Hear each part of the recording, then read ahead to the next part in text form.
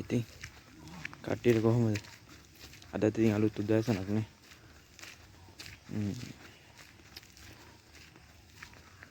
දන්නේම නැතුව ඉතින් මේ මාසේ ඉවරු වුණා නේද? අද කවද්ද? ගොඩක් නෝවැම්බර් කරන්නේ. අද අපරසිටි පෙබරවාරි 3 මාසෙත් ඉවරයි නේ. ජනවාරි මාසෙත් ඉවරටම ඉවරයි. අද පෙබරවාරි මාසේ 3 වෙනිදා. ඉතින් කට්ටිය වැඩට යන ගමන් ඉන්නේ. ඉතින් පරිස්සමෙන් ඵලයල්ල වැඩට. මොකද මගමරුව වැඩිනේ මේ දවස්වල. මගමරුව නම් අම්බානක වැඩි. ඉඳ පරිස්සමෙන් වැඩ කටයුතු ටික කරගන්න. ඉතින් හෙට නිදහස් උත්සවයනේ. හෙට නිදහස් 75ද 76ද 78ද මතකත් නැහැ. බලමුකෝ හෙට ඊයේ නිදහසද කියලා. ඒකත් මතක නැහැ.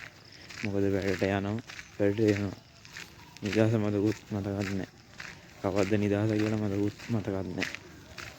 ඒ තරම්ම වැඩට එනවා විතරයි.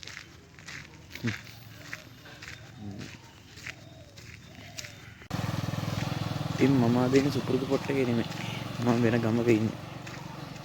එතන මගේ වයිෆ්ලා ගමේ ඉන්නේ. ඉතින් මේ ඇවිල්ලා ගල් කිරියාගම කිරලව ගම. හරිද? ගල් කිරියාගම තමයි කිරලව තියෙන්නේ. මේ තමයි මචං එහෙ තියෙන ගෙස්ට් එකක්. ගෙස්ට් හවුස් එක. වහලා. පෙන්නන්න තිබ්බා වහලා. මේක මේ ගෙස්ට් එක දාන්න මචං සෑහෙන කේස් ගියා. ආම්දුරුවන්ගේ. ඒ තන්දින්න ඔය තියෙන දාලා. අවුලක්ම නැහැ. ඔය තියෙන දාලා. මේ ඉතින් ප්‍රධාන පාරක් නෙමෙයි. මෙන්න මේ පාරේ ගිහිල්ලා මචං යන්න පුළුවන්. කෙලින්ම දඹුලු මිලා කැම්ප් එකකින් එළියට දාලා කෙලින්ම දඹුල්ලට දාගන්න පුළුවන්. මෙන්න මේ පාරේ ගියොත් එහෙම. මේ වීඩියෝ එකෙන් මේ පෙන්වන්න බෑ ඉතින්. තේරුම් ගන්න අමාරුයි. එහෙනම් ඉතින් මට වීඩියෝ එකෙන් මෙන්නෙනවා. මෙන්න මෙතන ඉස්සර තිබ්බේ මචං තේක කැලලක්. දැන් නම් තේක ගස් කපලා ඔක්කොම ටික සුද්ධ කරලා තේක ගස් කපලා මේ තියෙනවා මචං ලොකු ඔයක්. දැන් නම් පෙන්වන්න විදියක් නැහැ ඔය. පස්සේ දවසක පෙන්වන්නම් ඔය.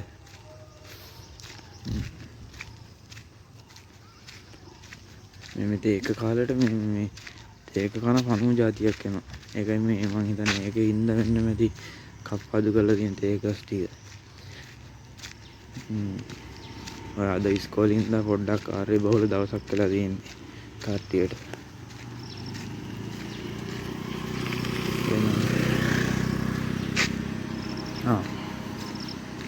මේ තියෙන්නේ යාල.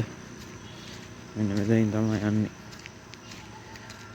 මේ යන 12 පාර ගිහිල්ලා ලොකු වෙලට තමයි වැටෙන්නේ.